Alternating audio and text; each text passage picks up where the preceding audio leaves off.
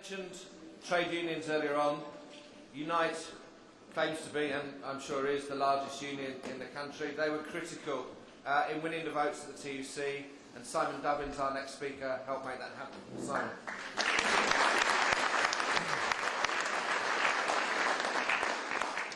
Thanks, Chair, and thanks for the opportunity to say a few words here tonight. I'm here just to express the solidarity of our union and its 2 million members with the people of Palestine and the people of Gaza.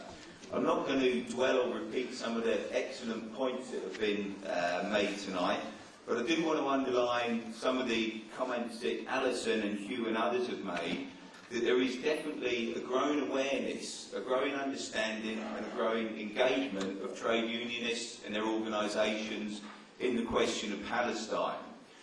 1 year ago, the executive of Unite in January adopted a statement that thoroughly condemned Israeli aggression, called for a targeted boycott of Israeli goods, and also an end to arms sales. And I was particularly proud of that because our union has got members that are engaged in the production of arms. So to make such a clear statement, I think was very, very important. We've continued to lobby government as much as we possibly can. We've had meetings with ministers, including with David Miliband and others as well.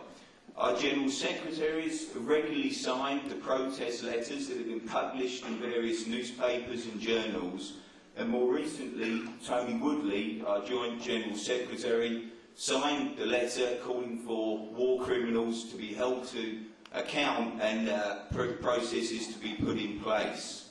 As Hugh said, we fully supported the FBU motion at this year's TUC Congress, and that will lead, I think, to a much broader understanding and engagement and awareness on behalf of the trade union movement as a whole. I think what we've got to concentrate now is putting the boycott, disinvestment and sanctions policy into concrete effect and concrete practice.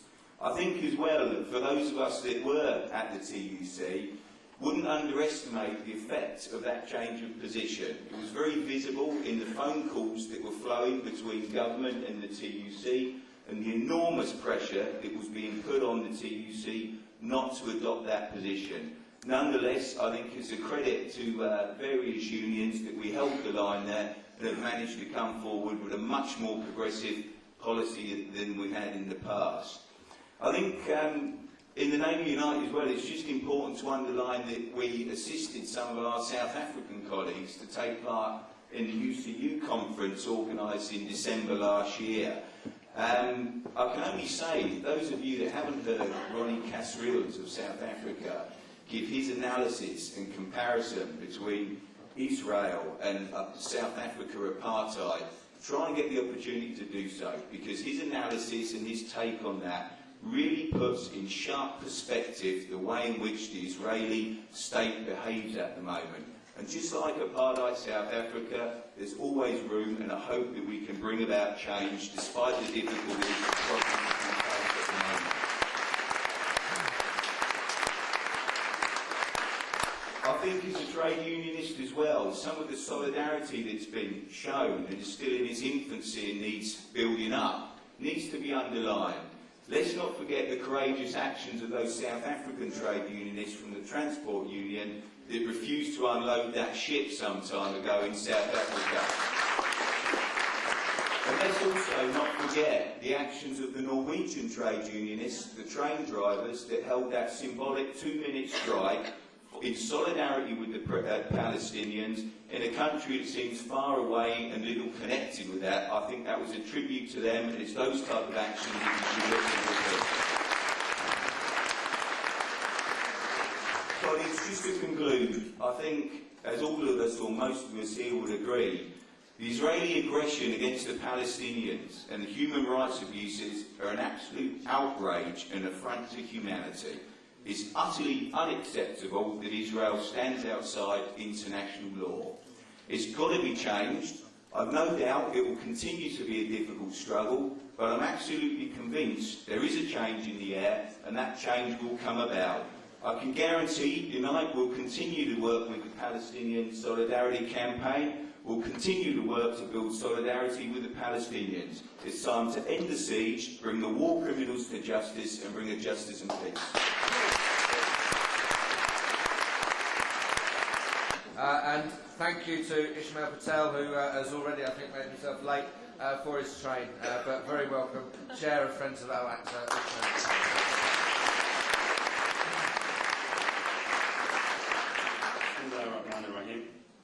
Assalamu alaikum wa rahmatullahi wa barakatuh. Peace be upon you all.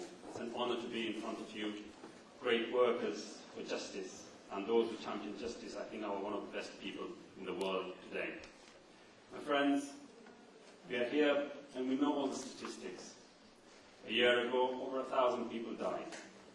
But we need to ask, why does Israel do what it does? What is it trying to prove, and where it's going? Israel, since 1967, had built up a deterrent factor in the Middle East. Everybody and every country around it did what it said. In summer of 2006, it thought it would go and teach the Lebanese, in particular the Hezbollah, a lesson and bring them down and do what they like. However, it failed. In other words, Israel lost its deterrence factor. And it wanted to regain that deterrence factor. And therefore, who better to punish than the unarmed, civilian, garrisoned people of Gaza? It thought it would go there, bombard them, and build up its deterrence once more. And in the process also replace the democratically elected government with a quasi-imposed government on the people of Gaza. But it failed on two fronts. It failed to depose Hamas. It failed to depose the democratic government of Gaza.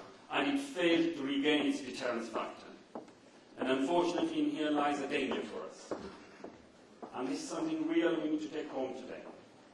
That the psyche of the Israeli people and its supporters is such that it has gone more to the right wing. It wishes to bring in more suffering on the people of Palestine, and in particular to Gaza, so that it can prove its point. Today, if you read the papers in Israel, if you listen to Israeli commentators, if you listen to the Israeli supporters, you don't hear them talking about peace. You hear them talking about how to bring about peace after killing the Palestinians. And this is something we have to be very, very conscious about.